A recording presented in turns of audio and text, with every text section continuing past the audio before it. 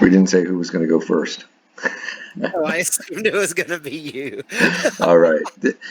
So I'm Chris, and I'm a Deadhead. And I'm Scott or Disco, and I'm a deadhead too. Yeah. So I'm a Deadhead who's never been to a Grateful Dead show. I've seen Bob Weir now, and I've seen Phil, but I never went to a Dead show.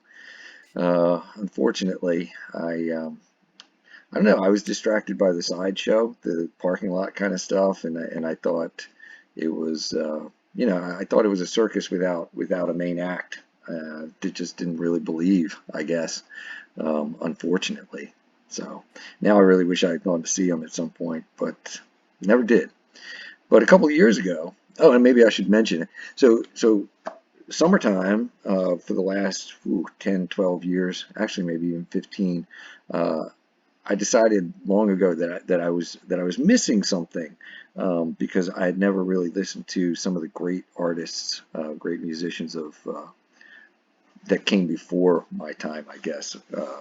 And So I started making up just this little game for myself. It's Dead Artists of the Summer, and so from the Dead Artists of the Summer, as I talked to my friend Disco here, we he kept trying to convince me to do a Jerry Garcia summer, but I decided that a Jerry Garcia summer wasn't going to do it. I felt like it was going to be too overwhelming to try to do in a summer.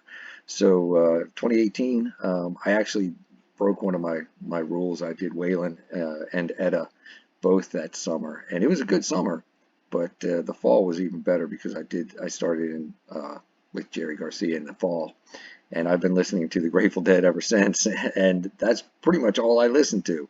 My and I've listened to a lot of it on downloading the archive shows and putting them on my classic iPod. That stopped working the other day, and I listened to some CCR, which was already in the CD player in the truck, and it was okay, but it wasn't the Dead. All right. So anyway, and then in a minute here, I'll tell you just when it clicked for me when I got on that bus. But go ahead, Scott. I mean, So Disco. Can I I call you mean, Scott once in a while? Is that you can call me whatever you want. all right? But yeah, so Chris and I are about the same age, and we've known each other for a while. How long have we known each other? It's been a 15 while, years. about Yeah. 15 years. And I discovered the Dead around 1989. It's actually a funny story. I was into like hair metal and all that stuff. I was in high school, and Girls, Girls, Girls is what really got me looking. I liked Motley Crue, and I heard that album, and I didn't care for the album. And I had a used record store near my house, and started looking for other things to listen to because I was starting to lose interest in the hair metal. And I bought Skeletons from the Closet because I thought it had a cool album cover, and I thought Grateful Dead sounded pretty heavy metal, and didn't get into it right away. But started listening to them. I did see the Dead 3 times. I saw them twice in Charlotte and once in Atlanta at the Omni in 1995 on their last spring tour. Did not see them during the summer. And I have no clue how many times I've seen Rat Dog, Phil and Friends, different bands. I have seen them all over the country in the years since. Um, and so I've had a little bit longer to get into this stuff. I still listen to a whole bunch of stuff. I was listening to Louis Armstrong the other day and a lot of jazz. I love Miles Davis, but The Dead is my one true musical love. So Miles is awesome. That was also your recommendation.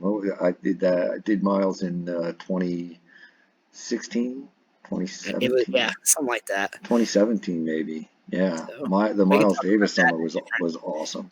in a different episode. We can talk about that because I think that Miles Davis I think he influenced the Dead in the early '70s pretty heavily. So Yeah, yeah, we've talked about that before. He opened for yes, the Dead, right? yes, I believe in 1970. Yeah. All All right. right, so let's talk So about yeah. your So when story. did I get it? When did I get on that bus? Well, fall of 2018. And let's face it, the Grateful Dead, the volume of available music from the Grateful Dead is overwhelming, and that was one of the things. It was so daunting that I just kept saying, I don't know what to listen to and everything. So just jump in anywhere. That would be my recommendation. Jump in anywhere and see where it takes you. And Um, if you know anyone that likes the Dead, ask them. They will talk your ear off, and they will give you some places to start. So, once in a while, I saw I think I told you this story or maybe I texted about it a little bit, but I saw this guy on a bike and he had these flags. He had like this pole and flags flying from his bike, and one was a Grateful Dead flag. And oh, I was just listening to the first Terrapin last night, and he said, I was talking about what was that? It was three. First Terrapin Oh, 226. 226, right? Yeah. 226.77. And I was like, I was just listening to the first Terrapin last night. They opened with it on 226.77. He was like, I think you're a bigger fan than I Yeah, am. I get that Well, sometimes too. so, but yeah, I actually started with Althea because I watched, what was it, Long Strange Trip, and Al Franken was talking about Althea. He's not right about the best Althea, but you know, That's one of the things that's he so is a great about deadhead. the Dead. Everybody is right about the best Althea. Everybody's, yeah. I think I've texted you that too. It's like, what's the best? What's my favorite Grateful Dead song? The one I'm listening to. Yep. So, but go ahead and start this morning, dude. This is when I got it. I'd had a couple of drinks one night, and I was listening to the Grateful Dead. This was pretty early on, probably like late 2018 or so. And I've been listening to the Dead for a couple months and just trying to get into it. So I gotten into '77, which is arguably their best year. Arguably, we can argue that sometime. But Yeah. I was listening to this Morning Dew, and it was, I mean, I was being blown away. And I was like, I wish I had headphones, and I didn't have any headphones, and my earbuds are kind of marginal. But I was listening to it on Bose speakers, and so I put the Bose speakers on the floor. I laid down on the floor. I had a Bose speaker on each side of my head, and I was listening to it. And that was like the first time that I really felt like Jerry was somehow drawing my soul up through. I mean, not even kidding, up through my head. My brain was just being like taken to heaven. It's just amazing. This crescendo, it just builds up, and it's just absolutely amazing. You could argue with whether the Cornell version is better, but this is the one that I got. This is the Yeah. one that did it for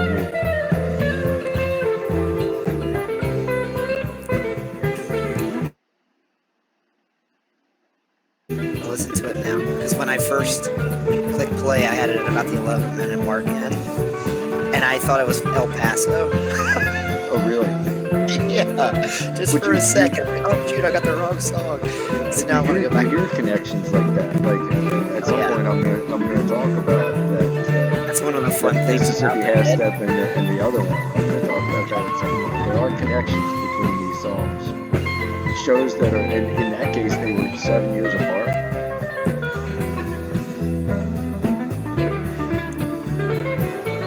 I'm going to have to think about this.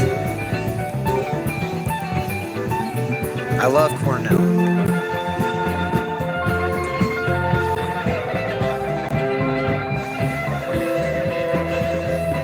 There he goes.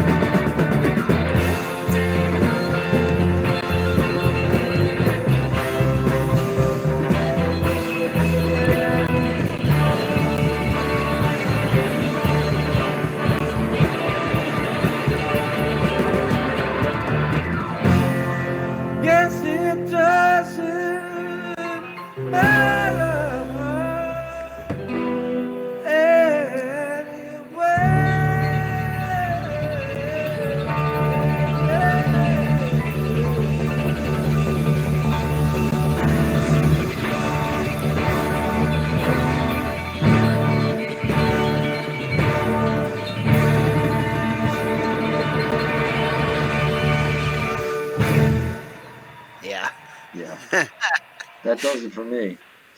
It does it for me too. Yeah, that's a good one. I've got another friend that I talk to sometimes, and he is a huge fan of the Cornell Morning Dew. I need to send him this one and just see what he thinks. So, Yeah. Oh, Cornell is outstanding. Of course, it's Cornell, oh right? yeah, But this is the one that did it for me. This is the one. oh Yeah. yeah, And when you get one, you know what I mean? This is the one yep, that flipped the switch, like you said earlier. You know, I got on the totally get it. bus, got on You the want me to bus, just got it. should I tell my story, my '95 story? Yeah, man. Am I gonna offend the more religious folks if I real No, quick? that's okay.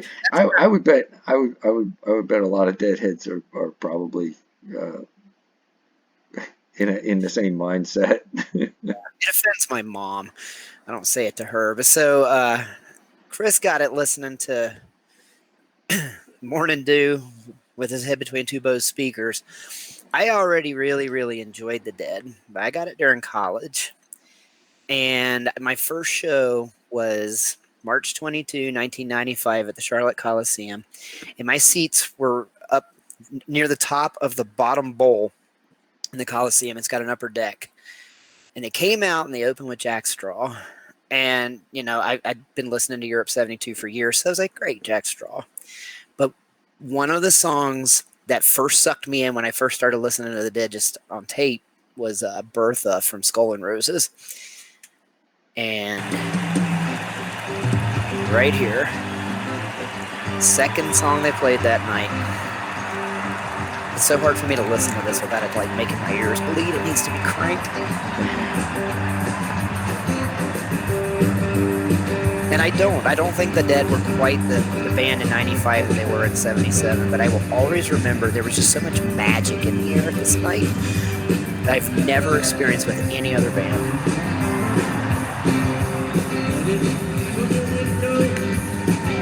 Somewhere right in here, I told Chris this earlier today. Not the most religious guy, and this is part of the reason why. This was only my second concert or third concert in my entire life. I've seen hundreds now. And, you know, you got 20,000 people just dancing all over the Charlotte Coliseum. They're behind the stage. They're up in the upper deck. They're in the mezzanine, just everywhere, just getting down. Not a care in the world. And I just remember looking around and just thinking to myself that if God were real, that's what church would be like. And I could probably say I was already on the bus, but if I wasn't, that is the moment where I was never coming back. So, Nice. I mean, it was great. You know, in 1995, audience Yeah. recording, it's smoking.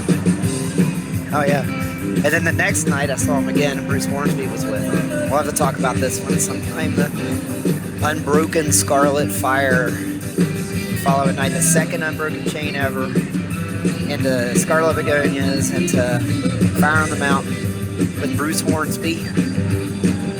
And Jerry really flubs the lyrics, but I'll tell you what, musically, it is pretty smooth. So that's the thing. I'm still such a noob. I'm like Unbroken, what? Especially because I got stuck in 1977. Yeah.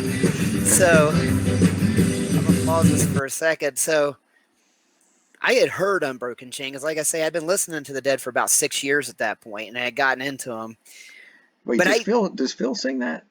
yes, and it was a Okay, big deal. I don't I know if know it. this is true or not. I may be starting rumors here. I believe I had heard that one of Phil's kids asked him to play it. It's on Mars Hotel. It was released in 1974. They had never played it live, and they played it at the Spectrum in Philadelphia the previous week. And what I have heard, this is total hearsay coming from me. Phil's kids said something to him about how he never sang any of his songs, that it was always about Jerry and Bobby. And so they had to like Jerry and Bobby better on stage. And so he played Unbroken Chain kind of for his kids because they had said that. I don't know if it's true or not. And, you know, I knew what the song was. He wasn't dressed as Barney at the time, was he? He wasn't what? Dressed Dressed as as Barney. no, he was not. But so I saw him when they played the following week for the second time, and I still the crowd was going nuts. And I can still remember somebody down on the floor holding up a sign that said, "We love you, Phil." And I knew what the song was, but I was brand new to the whole live Dead scene. I had no clue that it was only the second time they'd ever played it. I had no idea why everybody was losing their minds. And then from that, they went into Scarlet Fire, and the place was just getting down. It was so fun. So Man, I missed it all. yeah, but you But can you still know, go to concerts. And I don't want to ramble on. I don't know how long we've been going here. I will say one thing because we're at you and I 15, 16 we're minutes. we're latter day Deadheads here. You know, we came late to the party. I have Maybe seen, that's what we should call it, the Church of Latter-day Deadheads. but I came to this. I have seen hundreds of concerts all over the United States, and I mean everybody. I've seen Pearl Jam, Soundgarden. I've seen Metallica. I've seen Chuck Berry. I have seen The Dead. I saw Robert Plant and Jimmy Page. I mean, The Stones. And I've seen a lot of these bands more than once. I've seen Hot Tuna a bunch. Just I can go on and on and on. Fish, Widespread Panic, String Hey, Cheese, and Hot Tuna, I think, is one of the ones on re-listen, aren't they? they are. So I Hot think I Tuna, caught that they, one day. Yeah. they were a side project for Jefferson Airplane. And when Jefferson Airplane broke up, Jack Cassidy and Jordan McCalkin just made that their full-time gig. So, So much but knowledge. You're so far ahead of me. but you're catching up really No, fast. no. It's crazy how much you listen to this stuff. But um, I saw one of the most famous Pearl Jam concerts ever. I've seen a couple really famous Fish shows. I saw several really famous Widespread Panic shows. Um, I've seen some really great concerts, and I have never seen a band come close to the stuff that the Dead were doing on a good night. And I have never come within a million miles of seeing a band do the stuff that the Dead would do on those legendary nights like, Harper College or Cornell or, Veneta, those shows. I mean, I've just never seen Yeah. anyone even approach that. So I hope that all you, if anyone watches this, if you're an old time Deadhead, I hope that you guys appreciated what you were seeing because it was the Dead managed to catch lightning in a bottle for 30 years. So Some amazing music, and that's what I always come back to. There's just so much amazing music, and no, it's all available online, and it's free. it is It's great. just absolutely amazing. All right. Yeah. Well, why don't we wrap it up there Yep. and I see if agree. this works? And we'll see y'all again next week. Just like I did. So I don't know if you mentioned that you're a teacher. I'm a teacher. Yes. So I don't. but just like when I'm teaching my classes online now, I'm like, where's my mouse? Let me see.